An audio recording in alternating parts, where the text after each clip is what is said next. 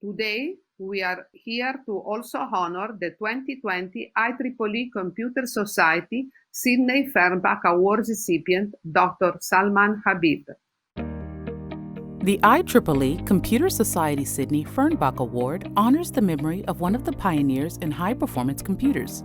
Established in 1992, the award is given to an individual in recognition of outstanding contributions in the application of high-performance computers using innovative approaches. The 2020 IEEE Computer Society Sidney Fernbach Award is presented to Dr. Salman Habib of Argonne National Laboratory. Dr. Habib is recognized for pioneering fundamental physics applications from the smallest to largest scales on 3 decades of emerging forefront computing platforms. Dr. Habib is the director of Argonne's Computational Science Division and an Argonne Distinguished Fellow. He is a Fellow of the American Physical Society. Dr. Habib moved to Argonne after 20 years at Los Alamos National Laboratory. At Los Alamos, he first encountered parallel supercomputers, the thinking machine's CM200 and later the CM5, which was then the world's fastest system. Those early days have led him to supercomputing-driven forays in diverse areas such as dynamics of coherent nonlinear structures, beam dynamics and accelerators, non-equilibrium quantum field theory, and the formation of structure in the universe. He regards the role of supercomputers as engines of scientific exploration and discovery to be one of key prominence, then as now. Dr. Habib has been involved in the development of large-scale cosmological simulations, the MC2 and HACC codes, and related analysis tools. He has collaborated to solve scientific inference problems in cosmology using a finite set of supercomputer simulations. His current interests cover issues in data-intensive computing, including applying ideas from statistics and machine learning to elucidating physics problems. Please join me in congratulating Dr. Salman Habib at the 2020 IEEE Computer Society Sidney Fernbach Award recipient, and we look forward to your presentation. Well, hi everyone. It's a little funny to give a talk without seeing an audience in front of me, and I'm sure it's the same for you. But I would like to begin my talk by thanking very much the IEEE Computer Society for the Fernbach Award, which I have to say came as a complete surprise, a very delightful surprise. And I should also explain from my point of view, because I'm really a theoretical physicist, and I'm not in a very real sense a deep computational scientist. But I love using supercomputers as tools for gaining insight and to solve hard problems. And from that perspective, I found that working with them has been a real pleasure. Of course, it has had its ups and downs over time, but it's been also great working with a very, very interesting community of people. And on this slide that I'm showing, the very first slide, are just images from a whole bunch of different applications, all having to do with things like cosmology and quantum mechanics and accelerator beam dynamics and precision calculations in field theories, and all of which have been made possible by supercomputers. And aside from working with these machines, what's been interesting also is to work on the infrastructure that's required to solve these problems or help other people fix the infrastructure, such as networking. And one image on the far right is the thinking machine CM5, which was, still remains my all-time favorite supercomputer, and I'll explain to you why. So as a personal history of supercomputing for me was my first encounter with a supercomputer happened at Los Alamos when I was a postdoc there in the early 1990s. And what happened was that I had listened to someone give a talk on a stochastic field theory problem, and I said, surely that can't be right. We should be able to do better than that. And I was talking to Frank Alexander, who was then a postdoc there, and he kind of introduced me to this idea of running simulations on SIMD systems. At the time, we had a CM200 that was given to Argonne by Thinking Machines, given to Los Alamos by Thinking Machines as a test bed for people to try out various things. And what was quite remarkable about that system was that, aside from being a powerful machine for its time, it was so amazingly easy to use. And within literally a week, I was up on CMF and C star, which were the SIMD languages the machine supported. And I had to record a great debt to Leonard Johnson and his group for CMSSL, which later on I used quite a bit on the Connection Machine 5, which was our next system, and which was at that time the world's most powerful machine. And I also have to acknowledge a large number of people I worked with at at Los Alamos. I'm only showing you pictures of a few. And it was a real pleasure working with all of these people and continues to be. And the other interesting thing there was that aside from the initial group of people at Los Alamos, there was also very interesting connectivity with all the other national labs and the computers that they have, which has continued to this day. So moving on, so the question is, what was the situation like in the early 1990s, and how is it different today? And at the time, it was kind of interesting because we were making the transition from vector supercomputers to parallel machines. And at some time, now it seems pretty obvious that such a thing had to happen, but it was not very obvious at that time. And there were people who were arguing that these parallel systems would be useless, would not work. Yeah, it's hard to imagine now, but it's true.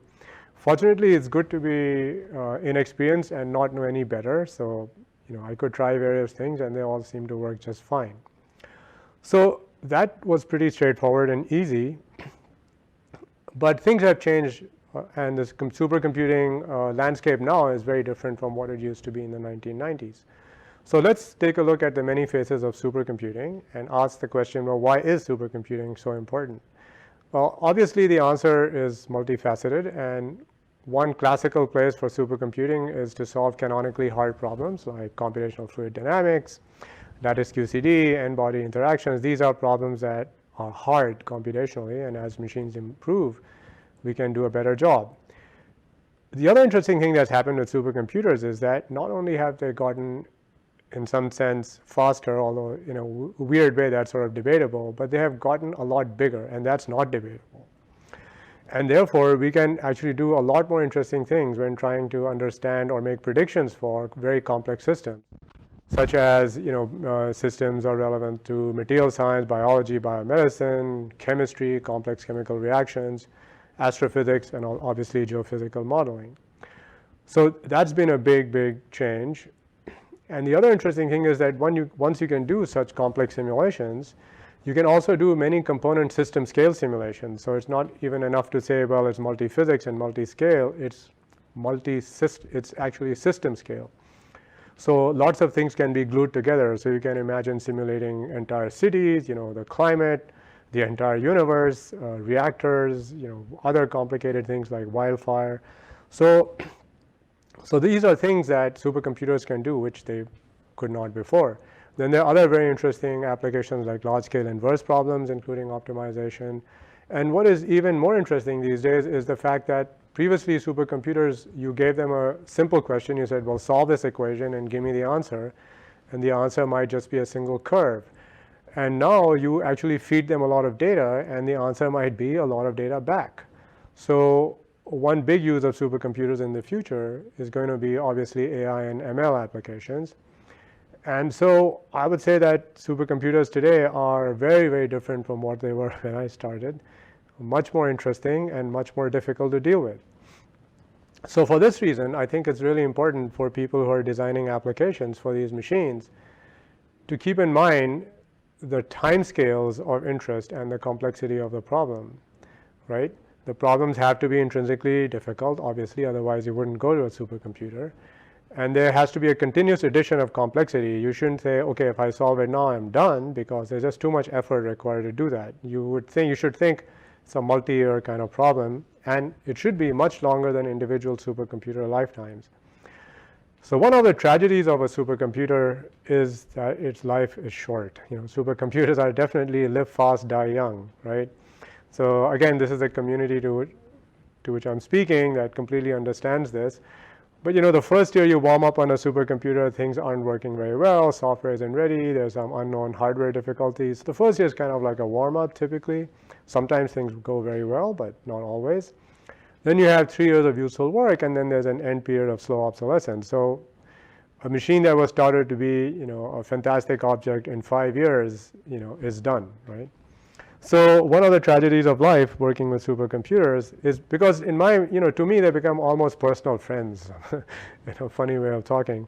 And I've had many such personal friends over the years, starting with the connection machines.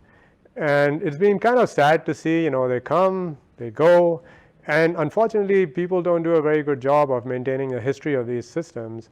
So sometimes if you look back and say, oh, I wonder about what was done on this machine, or what some features of it were, and so on, is really, really hard to find. So that's kind of the tragedy of supercomputing, that you work so intensely on these systems and then they kind of disappear. So coming back to the supercomputing experience today and contrasting it with what it was when I started, there is actually a big difference, because in those days we were basically looking at, or at least I was looking at, as a supercomputer as basically a much, much, much, much faster version of a workstation. I could program on it pretty easily. One person could write a new code literally in a few days and do something completely different. And there weren't that many users on the machines as well, so you felt like you were engaging with a system on a daily basis. But of course, if you contrast the situation then with what it is now, it's completely different. And I would argue that supercomputing is not for everyone, because high-performance computing programming is pretty tedious, as we all know. The system interactivity is actually also pretty poor because of batch processing and long queues. You submit something, and you hope for the best. The file systems continue to remain, even though they're very large, they continue to remain a source of instability. And the high-performance computing software suite is, I would say, somewhat less than elegant, and it is certainly not as nice as what you can run on your laptop. Then there's the usual system crashes and downtimes. So you have to be a person who can take some abuse, I think. That's pretty clear. However, it's worth it, right? Because what supercomputers can do, nothing else can, right? I mean, that's a really, really important point. So despite this high bar for entry, meaning a certain level of talent, a certain level of being able to take abuse, the supercomputers are really, really fun, actually. And supercomputing, in my mind, isn't hit and run. You don't say, I solve this problem, I go away.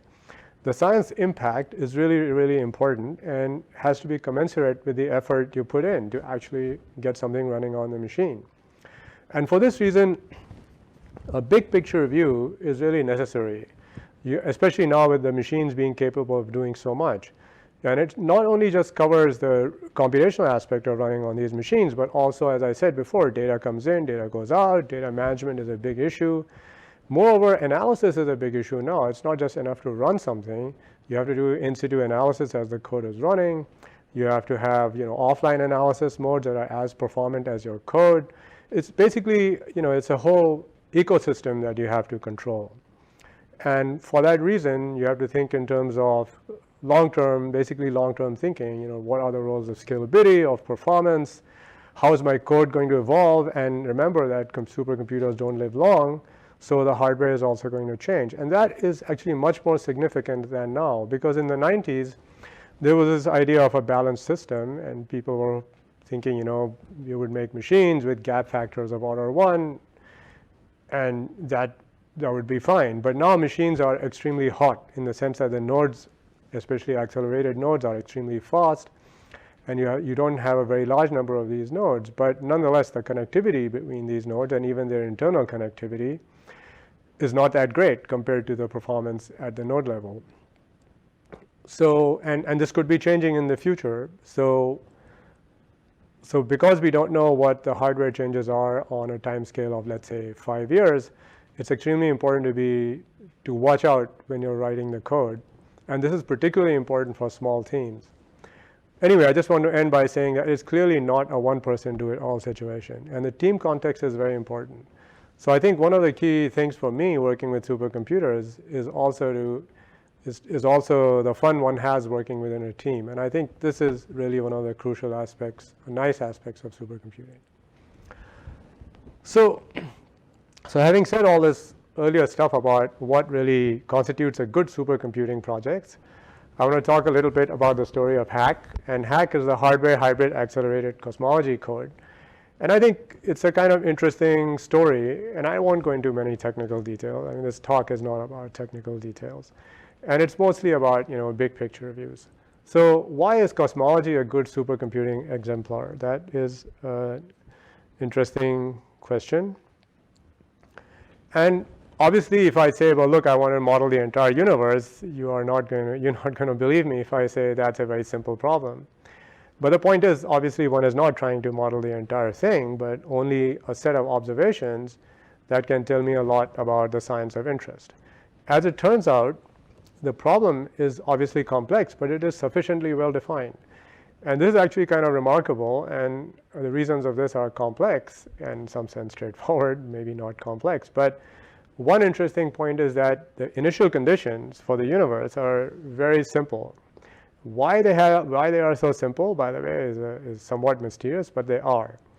And so starting a simulation is actually relatively straightforward. It's also surprising that the number of parameters, as far as cosmologists are concerned, fundamental physics parameters, is small. It's of order 10. The number of modeling parameters, of course, is much larger and can be in the hundreds.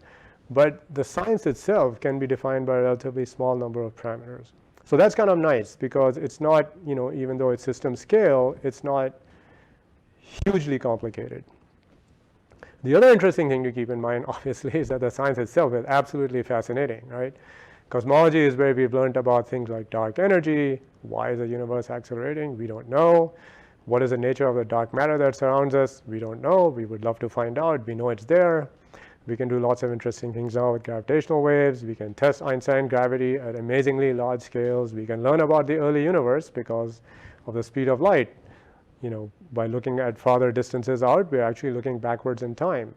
So cosmology is absolutely fascinating from that perspective. Aside from these theoretical interests, what is also amazing is the sort of growth of instrumentation, which has been absolutely fantastic. And there's a large number of new surveys, and I've shown some of the images here, both space and ground-based, covering a large number of, covering a wide range of frequencies, because everything is basically photons that we get from the sky, but in different wave bands. And the data that we get, and I'll explain a little bit more about that, is absolutely beautiful. And in fact, there are many things that we can measure with accuracies at the percent level, which is quite remarkable. But it means that as a theorist, you have to be able to make precision predictions at that level. And this is simply impossible without supercomputing. So this is a great place for many talented people to come together, work on a variety of science problems involving the theory and modeling of the equations, new algorithms to run them on the machines, work on next generation hardware that, both on the instrumentation side and on the compute side. The problems are both compute and data intensive. There's a very good place to apply AI, ML, and advanced statistical methods. So it's actually a very, very nice place for everything to happen. So just to give you an idea about where things are with cosmological observations and why supercomputers are so important, I show here, if you look at the top left, there's a compilation of results from 1999. So that's not so long ago, right? About 2 decades ago. And this is from the cosmic microwave background, and it tells you about the temperature fluctuations on the sky in the microwave sky. And as you can see, the observations are all over the place. So the temperature fluctuations are shown here as a function of the angular multiple. So large scales are to the left and small angular scales are to the right. And you can kind of see that the data is consistent with some sort of bump, and the bump is predicted by cosmological theory. But it's hard to say how well you really got things. And then fast forward to 2013, which is only 14 years from 1999, and the results are absolutely stunning, right? So the results come from the Planck satellite, and the theory lines go bang through the points, right? So which is just amazing stuff. Now at the bottom left, you can see a similar thing, but instead of looking at the microwave sky, we are now looking at the distribution of galaxies in the sky, and we're looking at a 2-point correlation function, which is basically telling us how galaxies cluster. So it turns out galaxies don't live on the sky randomly. If you find a galaxy, then chances are you'll find another galaxy closer to it. So this is exactly how they're distributed. One very simple thing is to measure the 2-point correlation function. So there's a bump in the 2-point correlation function, the baryon acoustic oscillation bump, that roughly speaking corresponds to the same physics that you saw in the CMB, right? And that bump can only be seen if you can do a survey large enough. And the scale of the bump is 100 megaparsec. A parsec is 3.26 light years, so a million times that. So it does mean that you have to have a survey that's significantly larger in order to see this feature. And again, this feature was seen by the Sloan Digital Sky Survey first, and then later on with deeper surveys. And as you can see, this is a result again from 2012. 1999, we just didn't have surveys big enough or deep enough to see it, but in 2012, we saw the bump exactly where it was predicted. So what we have seen now that in cosmology, we have a massive increase in sensitivity, and we have massive increase in volume and depth of the surveys.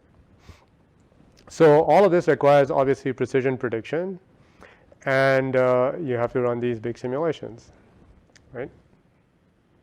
So what are these simulation requirements that have happened, as a result of what I just told you? And so starting in the 1990s, we could do cosmological simulations that were applicable to like a single probe of cosmology, like say galaxy surveys.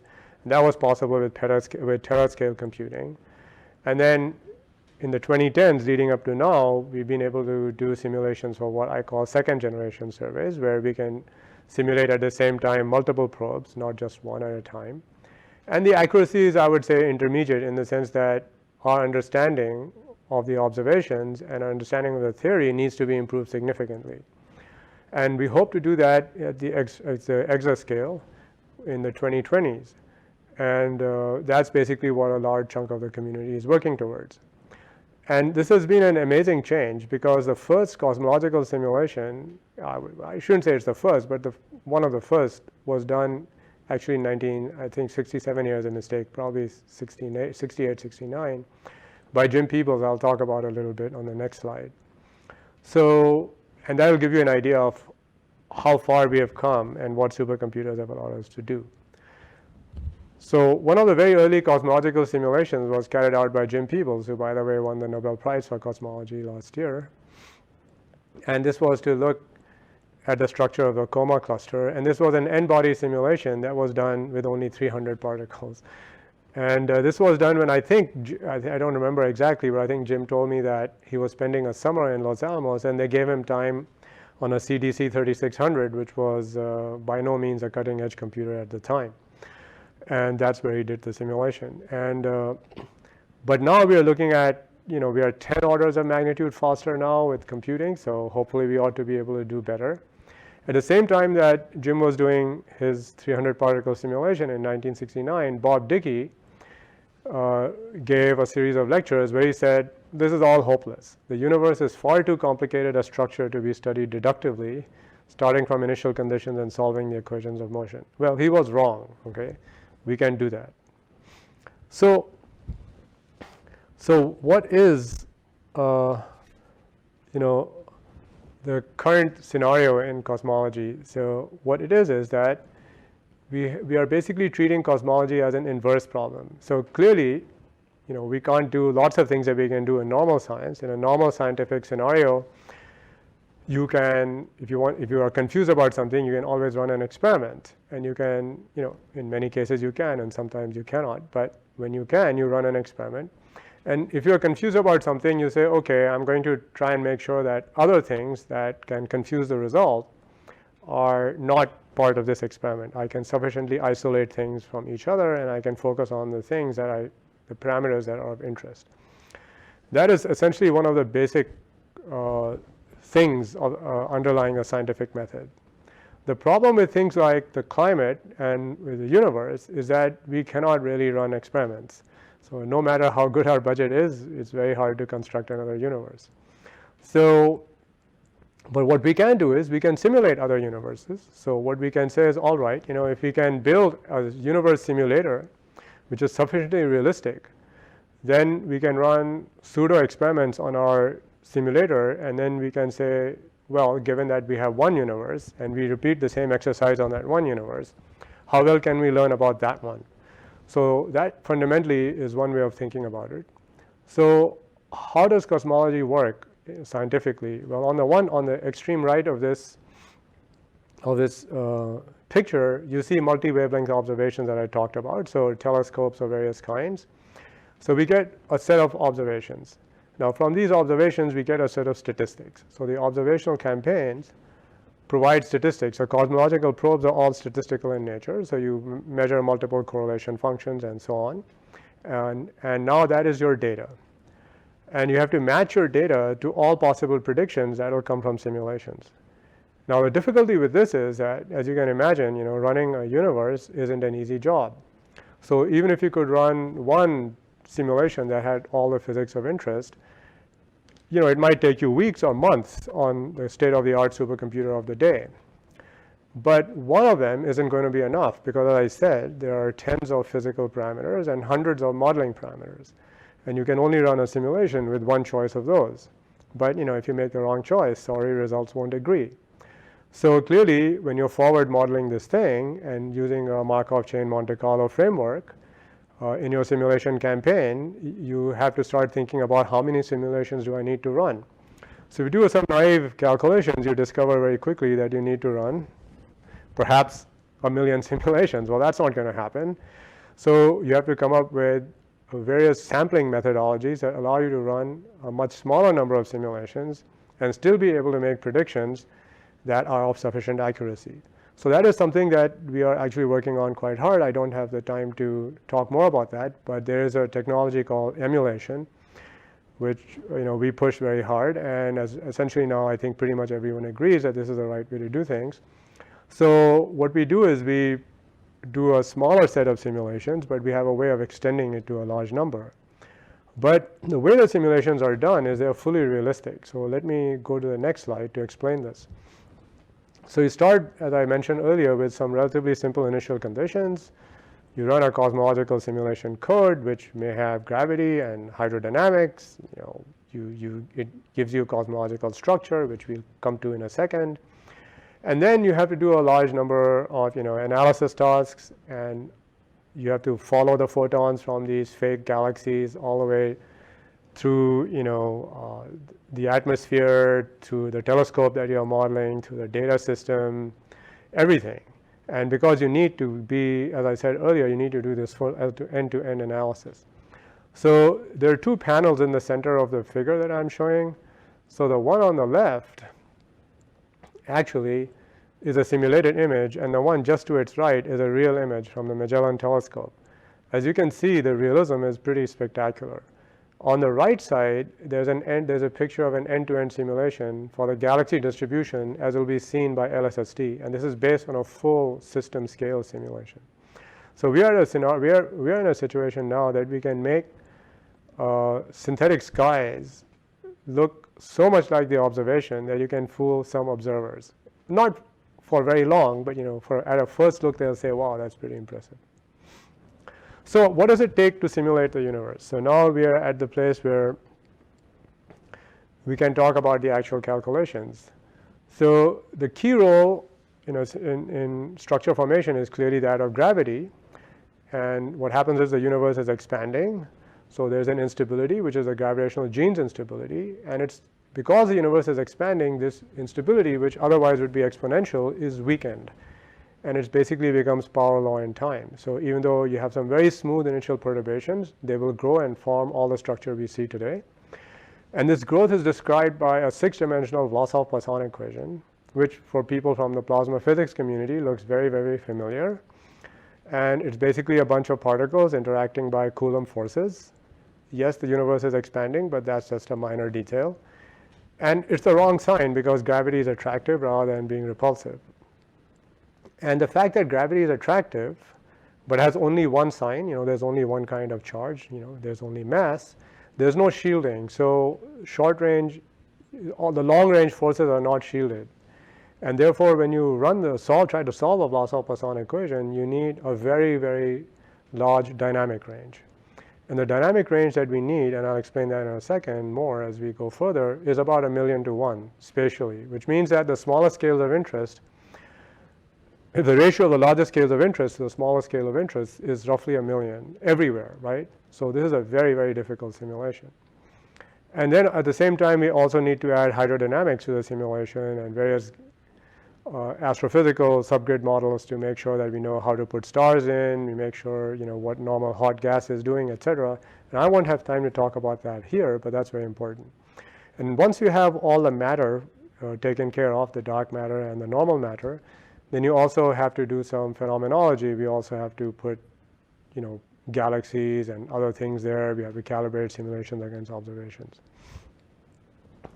So that's what the code HACC was basically designed to do. Basically have a scenario where we can do a large number of these simulations relatively quickly, because we also want to solve this inverse problem.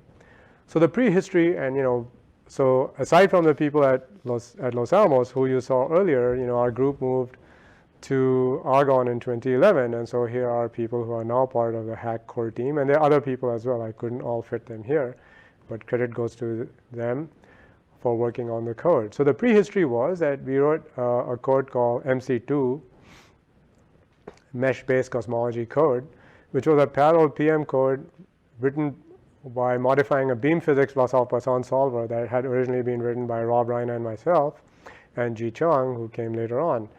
And then, this is one of the nice things about working in multiple fields, where you say, oh, I can do this, and I can simply take what I had done earlier, flip a sign, and guess what? Well, it's not as simple as flipping a sign, but close enough, and you get a cosmology code. Well, what's interesting about this is that in the late 2000s, Los Alamos decided to build the world's first petaflop system, which was Roadrunner, which was the first accelerated system, CPU and IBM Cell. And that time we said, oh, we should really do something new. We were asked to do something new for Roadrunner, and that's where the original design of HACC comes from. And the interesting thing is that we were forced to think about designing a code for a machine that would go behind the fence very, very quickly. So there's no point writing a code that would run on a machine that's only available for 6 months, right? So we had to write a code that we would be certain would last for a much, much longer time. So that was a design imperative, and then later on that code became HACC, was implemented on the BGQ, on Titan, so now it runs on every supercomputer. It also has a new Hydro algorithm, which work on this was led by Nick Frontieri, and I don't have time to describe that. But I'll tell you a bit more about HACC and how well it works. So basically, as I mentioned earlier, HACC is about doing very high resolution cosmological simulations. The design imperative is pretty much clear. The other thing is it needs to be developed and supported by a small team. It's not a community project. It has been very successful. It was the first, in some sense, true production science code, meaning lots of science papers have been written with it to break 10 petaflops sustained. And the other thing is it combines a large number of, not a large number, but multiple algorithms using a mix and match approach, so which allows us to vary the code as the computer hardware underneath changes. It has very good strong scaling properties, but what we need, because cosmology, we're looking at very large scale problems, must have perfect weak scaling, and it does. So one of the problems with dealing with building a new code is you always have to ask yourself, what's going to be available and what is my problem? So people always keep telling us, don't worry, there'll be a fundamentally new language and there'll be a great compiler, and you don't just wait, everything will work. Or there'll be a special purpose machine built just for you, but cosmologists are poor, that'll never happen for us. So, but the top part, these HPC myths in some sense, have just not played out for the most part. So one has to follow the HPC reality, which is know what the architecture is, know what the boundary conditions are, what kind of machine you're going to get, and realize that you may have to do a lot of fiddling and a lot of rewriting, a lot of rethinking. There's not going to be an easy code port. So it's very important to think out of the box. It's extremely important to get a bunch of smart people together and work together to make things happen. So the underlying principle behind HACC is basically, so I think basically you have to think at a higher level now when you're thinking about the fact that you deal with different architectures.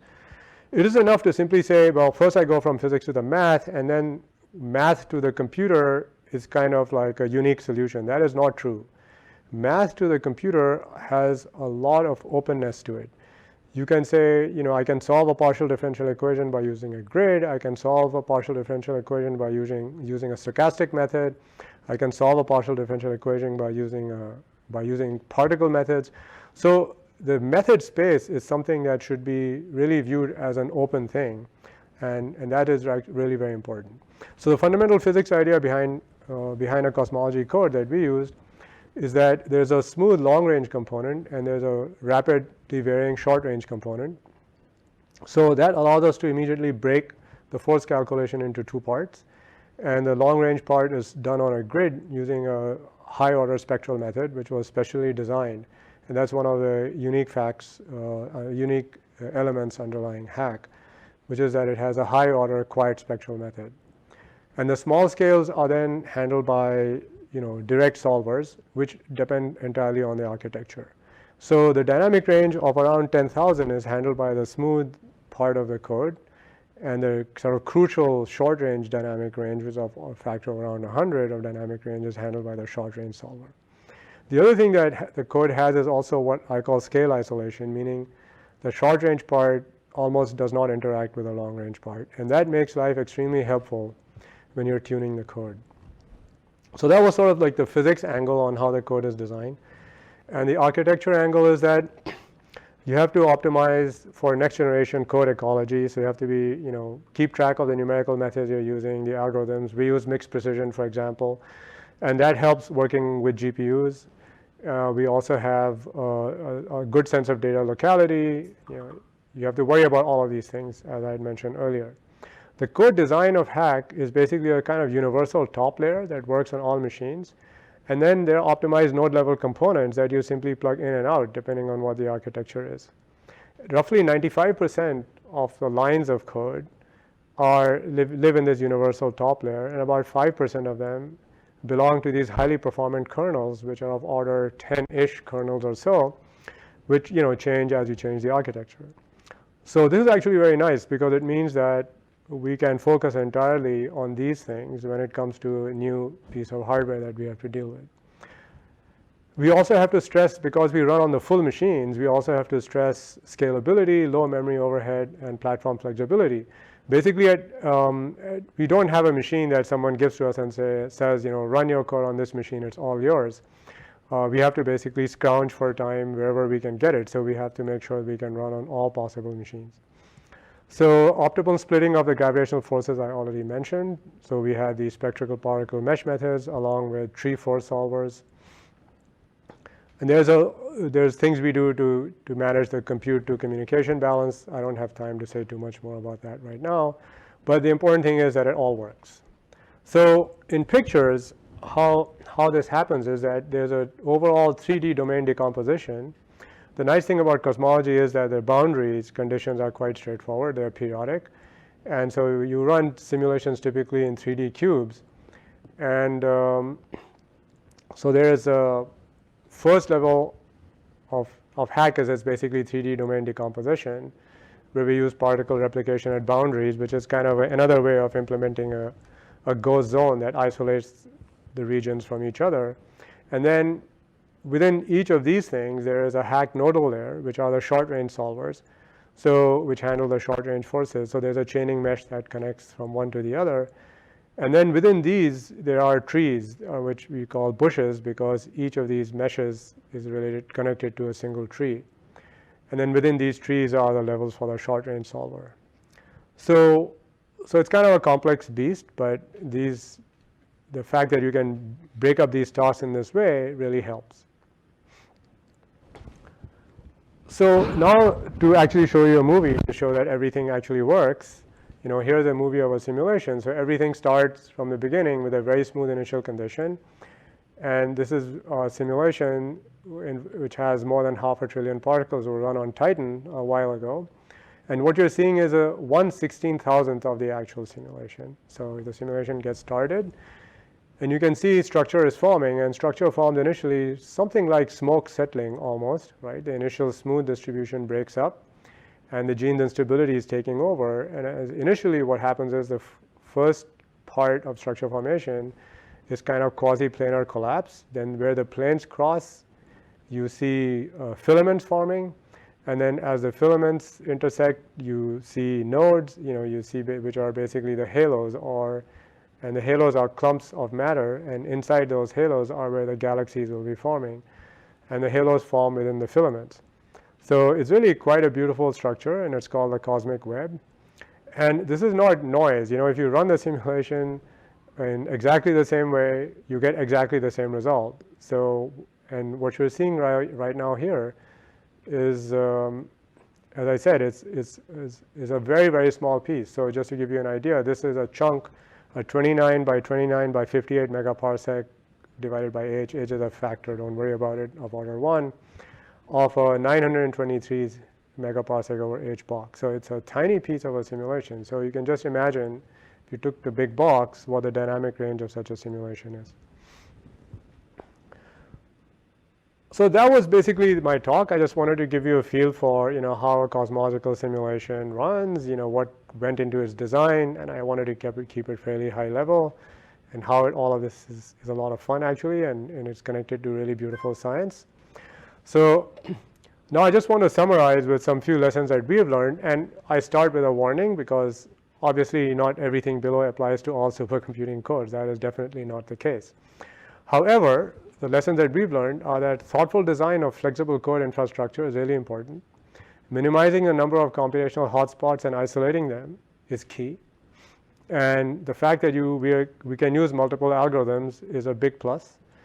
And exploiting domain science expertise is really, really important. So I think it's a mistake when often people work, on the domain science side with computer scientists or computational oriented people. They say, well, this is my problem, and they give you a very well-defined thing, and they say, go solve it. That actually may not be their problem.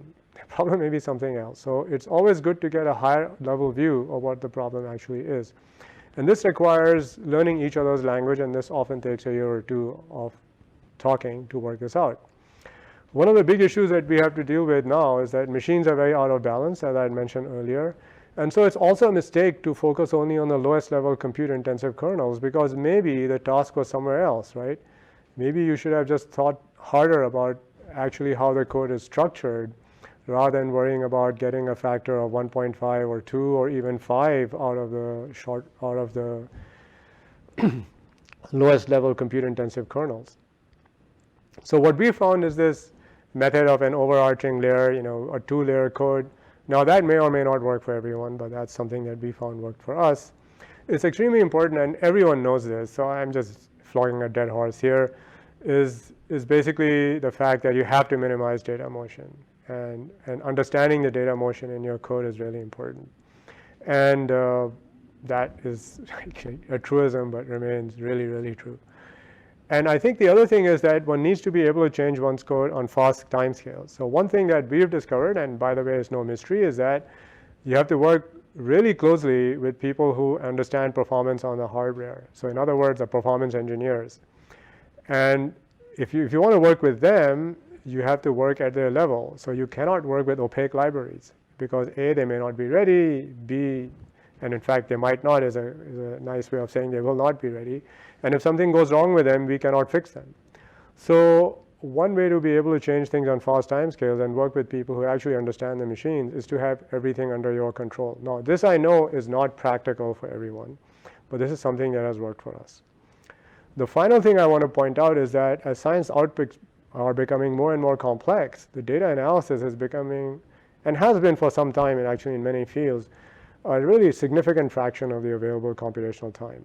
So people have to start thinking in a way that's distinct from what happened earlier, which is we thought essentially about solvers and not so much about analysis. And I think now we have to think more and more and more about analysis, which is a topic for a completely different talk. Anyway, thanks very much for your attention, and I'm ready for questions.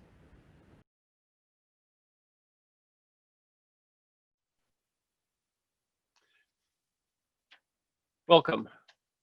I'm Bill Gropp, the Director of the National Center for Supercomputing Applications at the University of Illinois.